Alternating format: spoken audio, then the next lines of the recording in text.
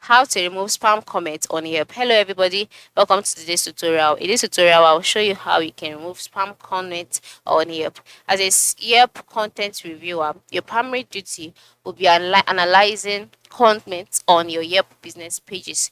And how can you remove it?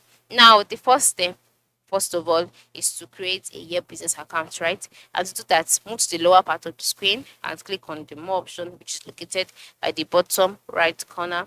And then on this page, you can see some options. Scroll down and click on add a business, and then go ahead and create a business. So after creating a business, the next thing to do is to begin to check your Yelp content. All right. So amongst the contents that you'll be having on your Yelps account will be spam.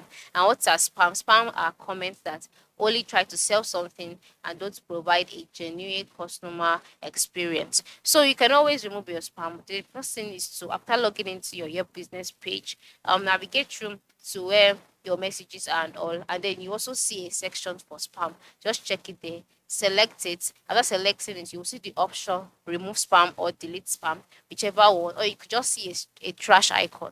Select it, and then just like that, those spam comments will be deleted automatically.